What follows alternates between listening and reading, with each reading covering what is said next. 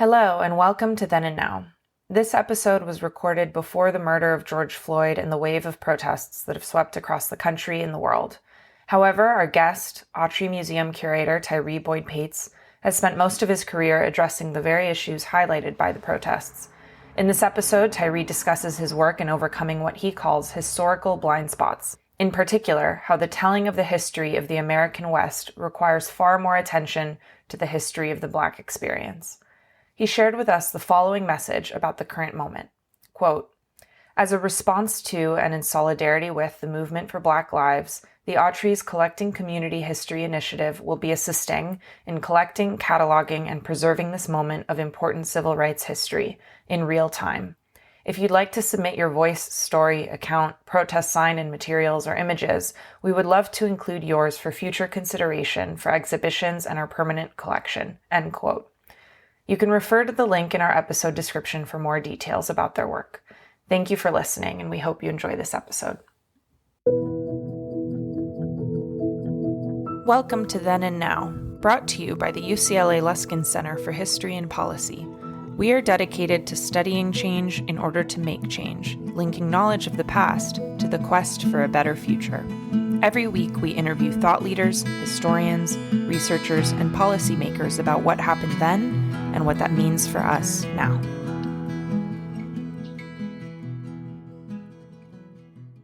Welcome to Then and Now, a new podcast sponsored by the Luskin Center for History and Policy at UCLA. I'm David Myers. I teach in the UCLA Department of History and direct the Luskin Center.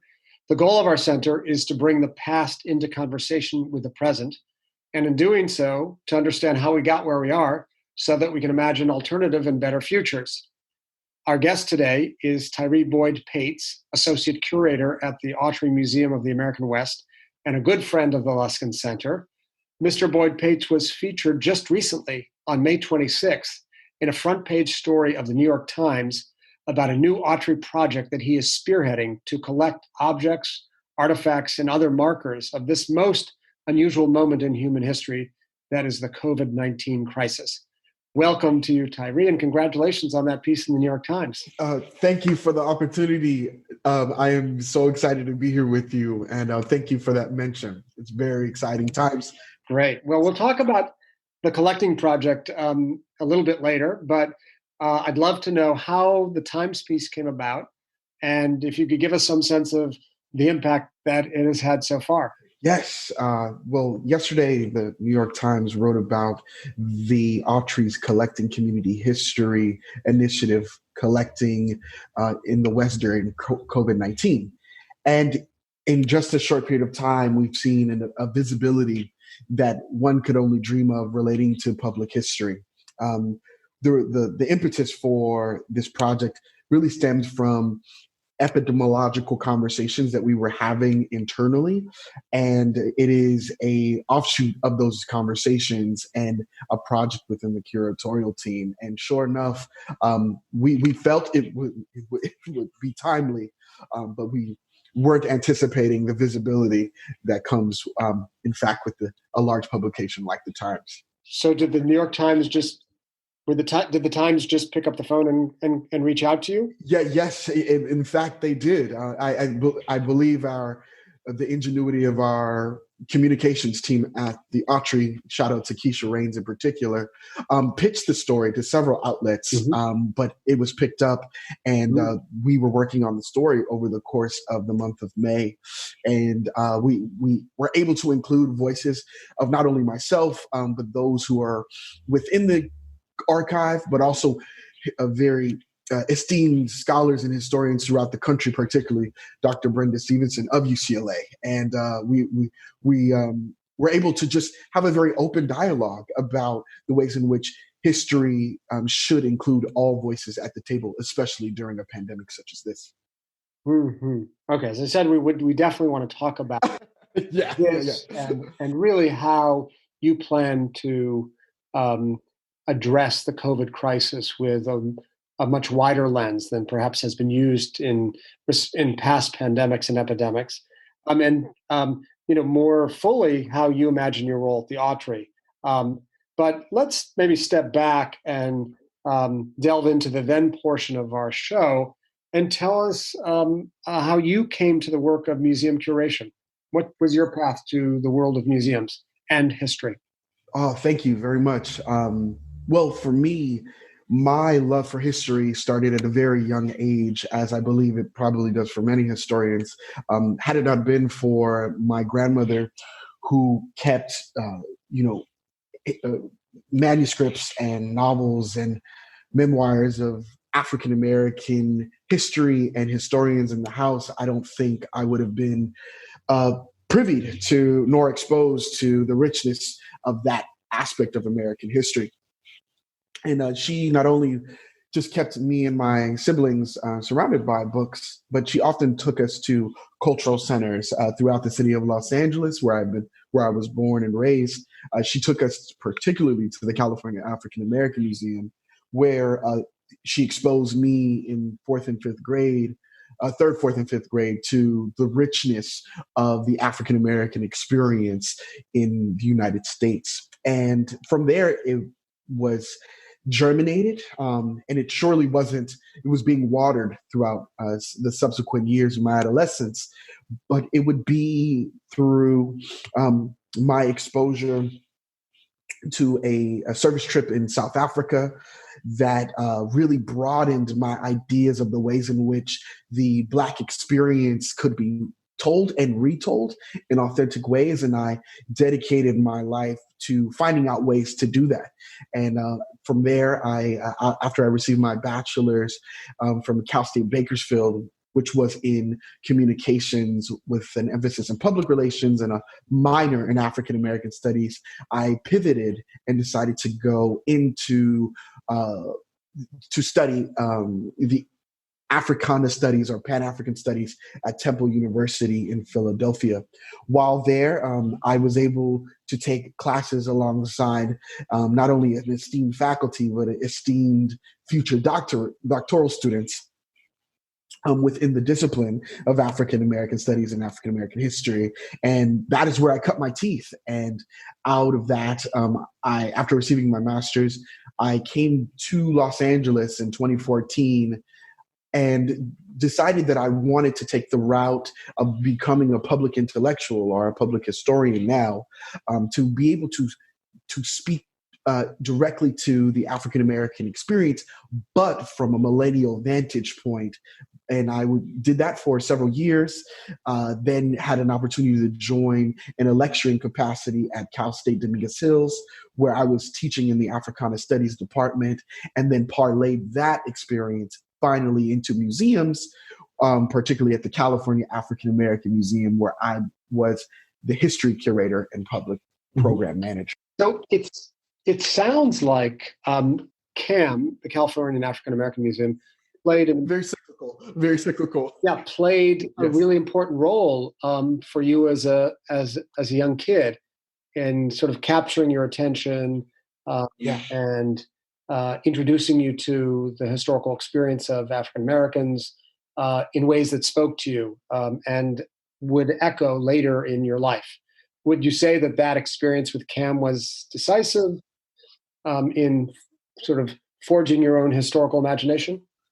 Absolutely. And not only decisive, I would say definitive. It was able to show me the breadth and scope as to how Black history could exist in physical space. And I would take those lessons and translate them over into my adult and professional life.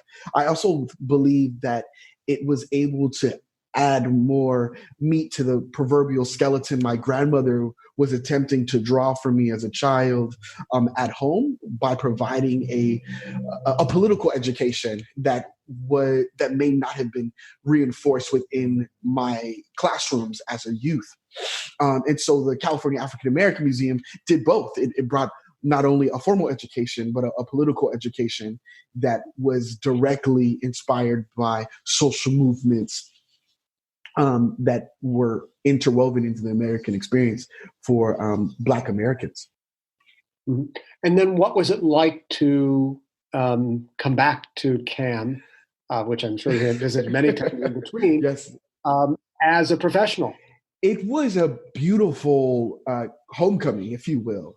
I feel that in light of larger social political movements that were occurring at the time, i.e., the Black Lives Matter movement, CAM was deemed by its stakeholders, who happened to be less than 35, as there was a believed perceived obscurity about the institution that I didn't adopt. However, I am someone who spends obsessive hours just reading novels and historical accounts of the Black experience. So I knew that all the museum really needed to do in order to seem effective in telling its a rich social history was having someone who not only shared from a particular demographic background, but also an ability to translate it in a way in which physical spaces could be immersive as well as engaging, that the museum at that time so desperately needed in order to confront the moment and the movement that surrounded it here in Los Angeles and in the country at large. And you did some really wonderful work at CAM.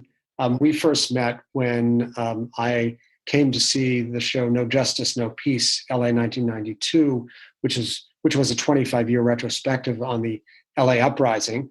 And then a year later, you did another deeply informed, historically grounded show, California Bound Slavery on the New Frontier. I wonder what those shows were like for you, and really what by that point, several years into your work, what did you see as your vision and mission at CAM? Yes, well, coming into CAM, I was given a lot of latitude as well as a lot of confidence in my ability to tell the Black experience in the American West in full ways. And with that authority given to me, I really took that baton and ran with it. And I knew that in order to really capture not only the Black experience in the West, I needed to situate the ways in which history directly parallels the contemporary. And I was considerate of the Black Lives Matter movement and the ways in which police accountability and its direct impacts on the Black community were mainstreams, major headlines. I felt that how could I not only tell a historical story about the ways in which police brutality and accountability in the Black community intersect, but how could I tell it from a regional perspective that had a national, if not international, impact? And sure enough, what would be a year later, from 2016 into 2017, would be the 25th anniversary of the Rodney King or the Los Angeles uprisings of '92. But I knew that in order to tell that piece of California history, I also needed to draw parallels to the 1965 Watts Rebellion, as well as the Zoot Suit Rebellion of the 1940s. And all of that not only, again, was regional history and not only state history, but it all had direct ricochets on the ways in which we view Black Americans, Black Angelenos, and the communities that surround them and engage them on a regular basis. And that exhibition was my introduction into public history officially, and it has taken me into rooms and places that I desire to see public history taken more regularly. Mm-hmm. Yeah, and that show, I mean, really revealed something about you and your curatorial approach, because it was based on such solid historical documentation and contextualization, and also really vivid material objects, really rich visual materials. And I wonder, how your museological or curatorial vision emerged. It sounds like that show was really central in shaping your curatorial vision. Would that be a fair assessment? That would be a very apt assessment. From that moment, I learned that what you can do with a 5,000 square foot space in telling American history from a particular cultural lens is actually not only important, but it can in fact be transformative. And I was interested in doing that by creating immersive experiences for patrons who typically would really, for all intents and purposes, disregard that perspective or disregard that aspect of American history. And I presented artifacts and historical information in a way that not only was visually engaging, but it provided a new thesis as to how engaged that moment in history that hopefully would lend to further catalyzation in being better citizens in the contemporary. And it would move me into presenting exhibitions not only in 5,000 square foot spaces overarchingly, but also exhibitions as small as 400 to 1,000 feet, where with limited space, I could help hone people's perspectives and contextualize them in ways in which they may never see not only themselves, but that historical insight as fully. So I guess that raises the question of what public history means to you and what you see as the importance of it and what you see as the potential and for that matter, what challenges you face as a public historian, whether you have 5,000 square feet or 400. Right.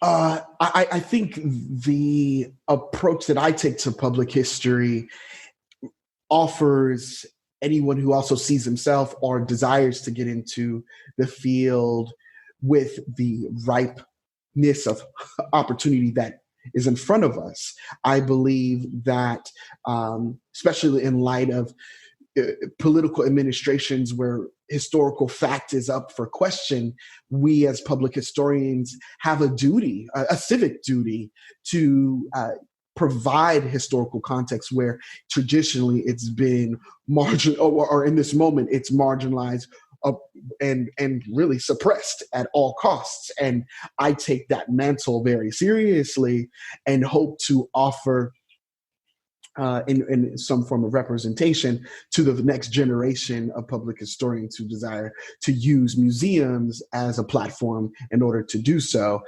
And what is in front of us, in fact, is just that, an opportunity. And I hope just to be among a larger community, or to be seen amongst a larger community of public historians who seek to do this work in making democracy seem more inclusive and accessible for those within our citizenry. Mm-hmm.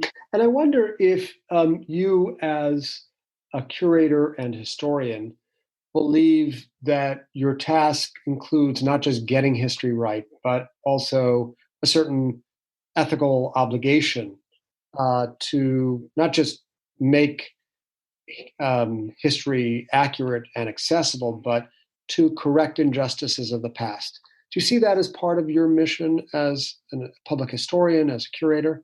Absolutely. I almost feel that again, not only my civic duty, but it's my mandate, because traditionally for communities of color, they so rarely have had their stories told even to them authentically and or corrected, if you will. And when I was at the California African American Museum, I was able to very intentionally combat the historical amnesia, the historical malaise that surrounds the Black experience, not only in this country, but particularly in the West, and offer with scholarly detail the ways in which Black Americans in the West have contributed and also shifted national discussion and paradigm, and how those things are still recurring even to this day. And exhibitions such as No Justice, No Peace, LA 1992, which offered the accounts of those such as the King family, and if not the Latasha Harlins family, for the first time in a museum setting was really provocative and powerful because for even within the window of 25 years, they had felt that history had done them a larger disservice in authentically giving them the platform they needed in order to share their truth about that moment in American history. But I also have seen the ways in which my team at CAM and I were able to use the California Bound Slavery on the New Frontiers as an exhibition to completely poke holes at the ways in which enslavement in the West was reoccurring since the gold rush, and how even California's participation in becoming a part of the Union still would trigger a fugitive slave law that would deport those of African descent who found themselves in California back into slavery, although it was a free state. And that, again, pokes holes at historical amnesia about the ways in which the state, the West, truly was an area that many ought to know the history that is ripe and rife with, unfortunately, colonialism, as well as removing the fantastical nature of an area of the country that oftentimes gets excused.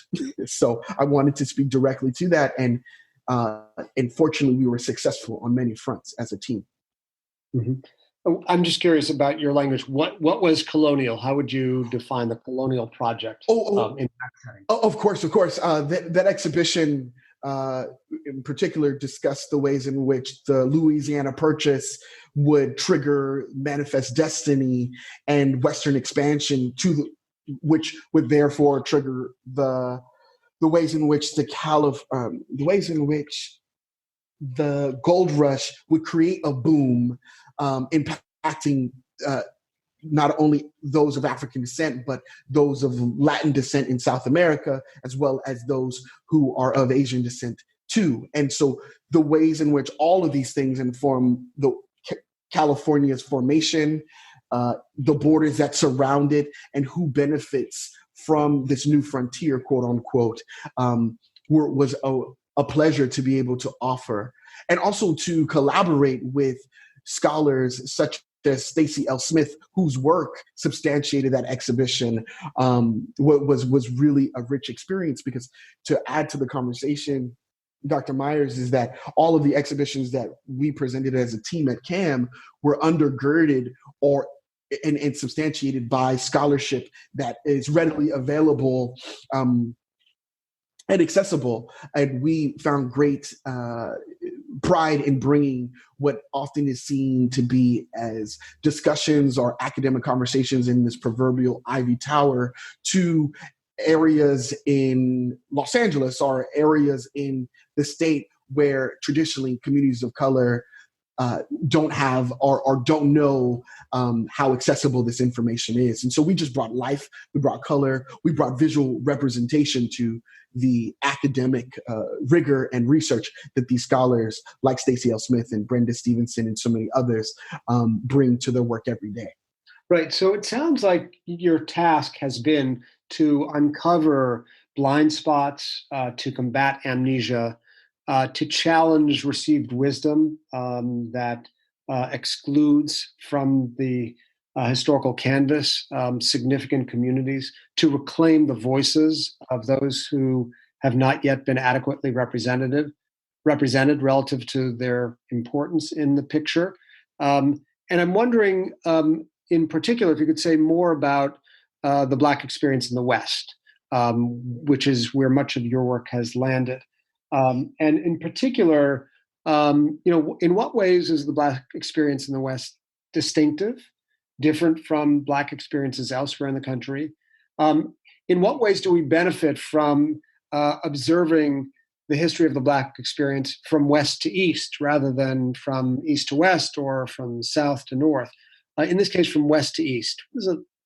What does it gain for us to use the lens of the Black experience in the West to think about the history of the United States? Oh, that's a beautiful question, and there are so many entry points into that. I think my favorite would be the ways in which the African American experience in the West can actually assist us in gauging the ways in which democracy has been actualized and or has failed. And this could seem controversial to some who are not as well read about it as I have had the privilege of being. But for instance, if we look at World War II and the ways in which the uh, Long Beach and the Southern California were great places of respite for those who, through the Great Migration, were seeking opportunities to work in American factories, and how those who came during the 1940s sought refuge in California, not only because of the weather, but because of the economic enterprise and opportunities that areas like Long Beach and Central Avenue would afford to them. And this was a new pursuit for African Americans who were leaving the South and going to the North and or just coming straight to the West out of those two places, that really afforded African Americans the desire to see what, in fact, California, Los Angeles, could offer them outside of this oppressive gaze that the Jim Crow South and the North really often projected onto them and their bodies. And what I would soon learn, as well as study and ultimately convey within my exhibitions, is that oftentimes California, Los Angeles in particular, was not seen or nor to be known as a place that afforded, that was as deeply segregated as the South was. The same effects of the ways Black codes and Jim Crow policies that were felt, and segregation was felt traditionally in the South, were rampant in the experiences. They just were not as widely touted. And I saw that within the 1940s, 50s, and 60s through exhibitions such as Freedom Rally 1963, which was an exhibition about Dr. Martin Luther King's time and activism within Los Angeles' South Central area, as well as exhibitions that dealt with the ways in which gospel music, i.e. How Sweet the Sound, gospel music in Los Angeles, was a place that was seen to be important for African Americans, but they were segregated in the Central Avenue corridor at a time in which they thought that they could have been able to go north of Wilshire.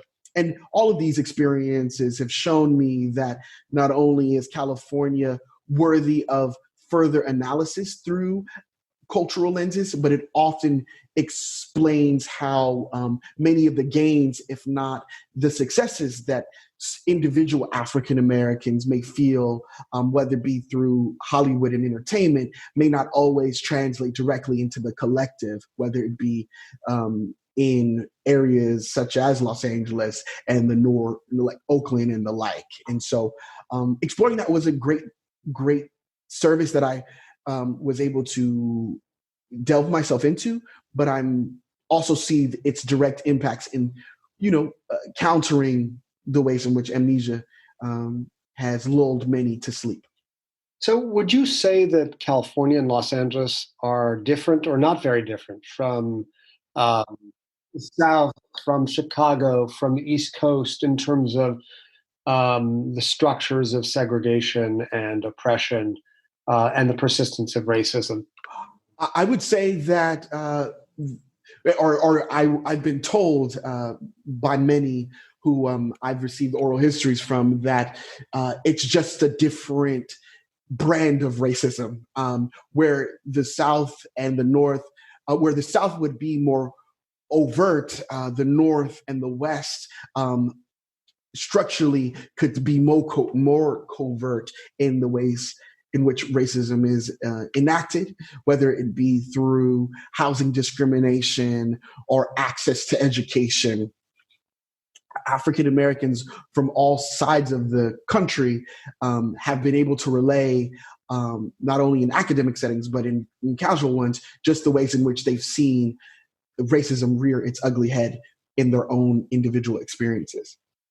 Mm-hmm. So you've been a great explicator of the Black experience in the West through your work at CAM. And just recently you moved over to the Autry Museum of the West, which has not been known as a place where the Black experience has been centrally represented. I'm curious what the opportunity was that attracted you to the Autry.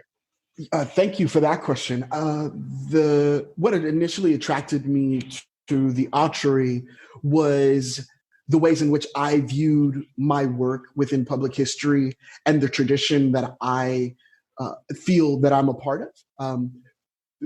Dr. Lonnie Bunch, the secretary of the Smithsonian, was the first curator and history curator at the California African American Museum in 1984. And seeing the ways in which his work and his influence has transcended not only race, but the ways in which we perceive American history as a whole, truly catalyzed me, not only at CAM, but seeing my work in direct conversation. And so it would be my time spending with his latest book, A Fool's Errand, where I saw not only myself in his work, but also my trajectory being alongside historians like himself and making sure that what is deemed as African American history isn't relegated to just the periphery, but brought into larger national discourse about how it informs American politics, American life, and American democracy. And I felt that in my pursuit in telling the Black experience in the West, that an institution like the Autry, who you just remarked, traditionally has been seen as not centralizing that particular history, would be an opportunity to do just that, broadening a traditional audience's views of itself in very proactive and historical ways. And that ultimately is what inspired me to take an organic next step into the Autry, to bring that community lens in, and have been welcomed with wide arms to do so. And I look forward to not only the projects that I'm immersed in, but future exhibitions and public programming that do just that, in telling a more broadening the American perception of what the West is and who, in fact, is inside of it. Yeah. So you mentioned Dr. Lonnie Bunch and his book, A Fool's Errand, and we know, of course, of his extraordinary work in creating and bringing to life the National Museum of African American History and Culture. We also know of his insistence that Black history be deemed an integral part of U.S. history more generally, which was a hope articulated by one of the most esteemed advisors to Dr. Bunch, the great John Hope Franklin, from the inception of his work as an historian of the African American experience. And so I'm curious both in how you plan to bring the Black experience into the Autry's vision of the West, and also what the West means to you. What is the West for you, and what is your challenge as a curator to capture it? Oh, that's again beautiful questions. I would say that the work that I do coincides with the work that the Autry has always sought to bring about, and that is the diverse voices of those who exist in the West. I believe that in this moment, that time is ripe, and bringing in community voices, not only of those who reside in the African American community, but those who live and exist in the Native American community, such as the new curator that has also joined me, Joe Horsecapture, who we're both have a particular tradition as well as a mandate to tell the West from cultural perspectives that traditionally have been omitted, if not more emphasized. And that is core to how I see the West. Doing the work that I've done at CAM has taught me that if we are unable to appreciate more fully the way the West has been told, how are we truly appreciating the ways in which American history is told? And I seek to contribute to where history has had tremendous blind spots. And whether that be geographically, regionally, or culturally, I have a responsibility to rise to that occasion, as do institutions such as the Autry and any other, whether it be a history museum or an art museum, to really offer those opportunities and broaden their curatorial voices so that they are reflective of the patrons that walk through their doors, or at least the patrons they desire to walk through their doors. That's what the future of museums is, and and I choose to start with West museums that deal with the American West first in my larger trajectory on a national scale. Right. It sounds like such an interesting moment, both for you and for the Autry, to really be expanding its lens of observation toward a more multicultural, more multivocal, more multiracial vision of the West than it has operated with before. And now we have the added lens of the COVID crisis to make it even more complicated and interesting. And so I'm curious now if we could talk about this project that was the subject of the New York Times article. How did the idea come about? The idea, as I briefly shared earlier, came from digital discussions that the curatorial side of the museum were having about how can the Autry meet this moment head on. And in those discussions, we were sharing how the diversity of face masks that were rising to the surface, i.e. on social media, and were trending. We were also looking at how lockdowns as a whole were quarantining families, but the virus itself was impacting certain communities more than others. We were interested in getting accounts of and having Native voices contribute to this discussion. And we were wanting, as a curatorial team, to infuse our voices into a national narrative, but from a regional perspective. And so as these discussions were being had, I took the initiative to start writing a blog post about these conversations. But while I was working on that blog post, I was reminded again by Dr. Lonnie Bunch's book about his initiative when pursuing filling the museum's collections with historical African American treasures. And that's in fact what he did. He started an a collections initiative that was similar to an antique roadshow called Saving African American Treasures. And after reading that and relishing on the blog post, I said, well, seeing that I, like Lonnie Bunch, a desire to tell this story, I know that I can't do this, or the Autry cannot do this without many hands or many voices at the table.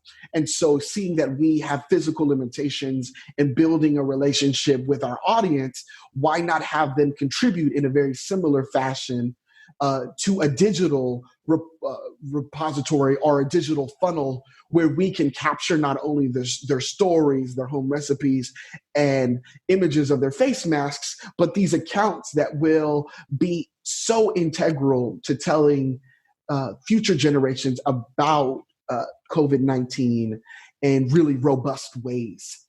And out of that blog post, we decided to bring back to the group a pursuit of making it a larger initiative as a museum, and having the blessings of several departments and several partners internally. We wanted to bring this to the general public, and it all started late March, and in several months' time, we have seen an enormous response, up north of 150 responses that scan the West, and those who have been directly invested in partnering with us and telling this history in profound ways. And with outlets such as the New York Times and other press that is sure to come, we're excited about meeting this moment head on, and the Autry wants to be in the midst of that conversation. Yeah, I can imagine. So what sorts of materials are you seeing? What's coming in, and what have been some of your favorite or most interesting pieces? Yes, some of my favorite pieces have been indicative of the diversity of the West. We've received one of my favorite objects was Franklin Wong, who is a 6-year-old child who wrote or drew on a piece of paper the ways in which the virus is keeping him and his family inside, and his discontent. And I thought it was a very beautiful a piece of homework, or at least assignment, that he did that will be directly important in telling the ways in which COVID-19 infected children or impacted children. Another noteworthy submission would be from a woman here in Southern California who kept a bullet journal on a regular basis, and she felt that she contracted symptoms that were similar to the virus, and went several times to the hospital, but was refused testing. And in her bullet journal, she documents how she was told or sent back home, irrespective of the symptoms that she felt she had. But she also highlighted the ways in which all the businesses were shutting down here in Los Angeles and across the state. And that submission is indicative of telling what life was like on a daily basis for those in the LA basin.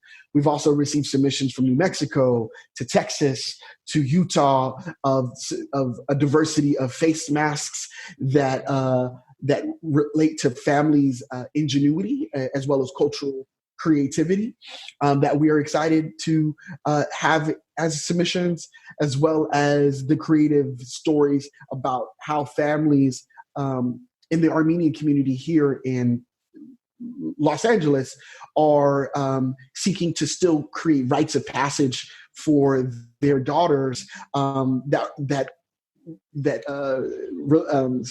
mirror the Met Gala, and how they, even in the midst of their gallantry, still are wearing face masks with the same type of panache.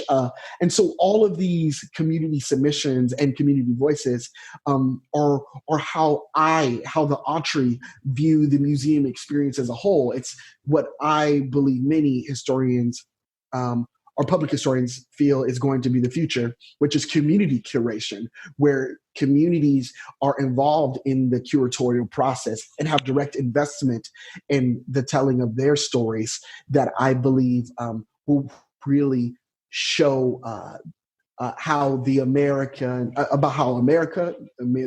West has ought to been told this entire time.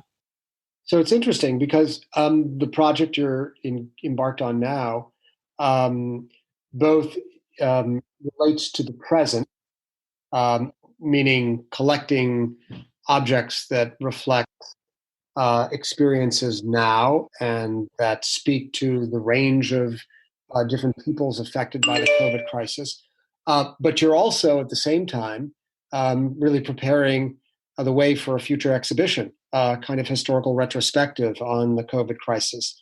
And it's interesting to operate in those two spheres of time, living in the present, collecting as its own kind of constitutive act, its own kind of experience, and then preparing for your successors, or maybe you at a later stage in your career, to look back on the enormity of this crisis with some measure of historical perspective. Mm-hmm. Yes, that's exactly the pursuit of this project, and also the ways in which curators who will be my successors and will benefit, and the institutions can benefit from initiatives such as this. And this is how I feel we can rectify the omissions that history often, and the historical blind spots that history has always had about capturing the voices of those who are on the fringes of society. And this is how we center them and give them the agency that we often remark is failing in telling previous histories in real substantive ways. Well, it sounds like a very exciting vision for the Autry, a very exciting expansion, ongoing expansion of its attempt to grasp the American experience in the West. And yet, this moment, the COVID crisis, this era of social distancing, raises the specter of a world without mass physical assembly. A world in which we don't all gather in large numbers in public spaces as we once did, whether it be in a museum or a stadium. And I'm wondering if you've reflected at all, I mean, it's very early in the process, but on what the future of museums might be. And I suppose looking not just at the challenge, but the opportunity that your collecting project opens up, using the community-based approach, using virtual modes of communication and exhibiting. I'm curious what you think the future of the museum looks like. The future of museums, in my humble estimation, Dr. Myers, is the present. It in fact actually pulls from what our day-to-day is during COVID-19. The future of museums has to incorporate accessibility points that are beyond just the brick and mortar or the physical space that the institution inhabits. And that means that museums as a whole, in their future, if they desire to be relevant and inclusive, they have to create digital entry points that communities of color who may find them physically unapproachable are still open and comprehensive in telling their stories, because institutions like museums have a real mandate and charter to do so. And COVID-19 not only is bringing museums out of the 20th century and into the 21st century technologically, but it's also requiring them and also bringing them to task about how they disseminate and share information about communities that they do or may not have had direct contact with in some time. And fortunately, the Autry Museum is rising to that occasion, alongside so many others who are entrenched in initiatives very similar to ours. But I believe that with social distancing and with the certain requirements that museums will have to have in their future, in making sure that their exhibitions become virtual and tour worthy online, they have to meet their moment head on. And that can all be done with the resources that are available to them. And I think this will make us all more nimble and able to be real resources to the communities that surround us, not only locally, but digitally as well. Yeah, I suppose especially when you get the kind of response you do, when you put out a call, you get such interesting material that you can then present. Because, what it seems to me you're suggesting is that the moment offers up the possibility of moving beyond the intimidating and even exclusionary nature of institutions like museums and democratizing and enfranchising through virtual access in ways that they perhaps wouldn't have been able to do before. And that's a very exciting moment for a public historian, right? Yeah, exactly. Because we can assist the music. We could become proverbial midwives in making sure that that those goals are in fact achieved, as well as enfranchising communities at large. So it's been a really fascinating conversation, and I'm so delighted we were able to get you just the day after this big story came out. I want to ask you a concluding question, which I typically ask of guests on the podcast, which is, what does the past teach you? What are the important lessons to learn from history?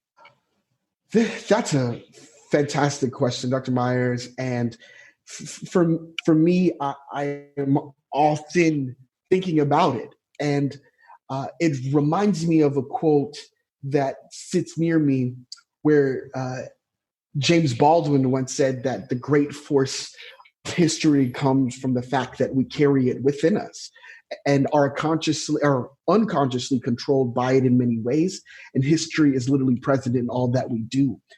And I believe that, like that quote, we and the histories that surround us truly do exist within us, and that if we capitalize on our awareness of our individual histories, we can in fact inform a democratic future that is inclusive of our failures and trials in the past, and make it more a more possible future for us all to participate within in an equitable way. And that is how I see the past teaching me and instructing me in moving forward, not only as a public historian, but as a citizen in this democracy. Mm-hmm. So confronting the failures of the past as a way of enabling the triumphs of the future. Absolutely. Absolutely. Yeah. This has been such a delight. Tyree Boyd-Pates, Associate Curator of the Autry Museum of the West, a good friend of the Luskin Center. It's really been a pleasure to have you. Thank you so much. Thank you for the opportunity. Well, just really great. Then and Now is a production of the UCLA Luskin Center for History and Policy with support from the UCLA History Department. Then and Now can be found on Spotify and Apple Podcasts. Let us know your thoughts on this and other episodes by emailing us at luskincenter@history.ucla.edu. That's LUSKIN, center@history.ucla.edu. Many thanks to our executive producer, Maya Ferdman. Until next time, this is David Myers wishing you a healthy and safe day. Thank you for joining us this week on Then and Now. Then and Now is brought to you by the UCLA Luskin Center for History and Policy, where we study change to make change. For more on our work, follow us on Twitter and Facebook at our handle, @LuskinHistory. Our show is produced by Maya Ferdman and David Myers, with original music by Daniel Reichman. Special thanks to the UCLA History Department for its support, and thanks to you for listening.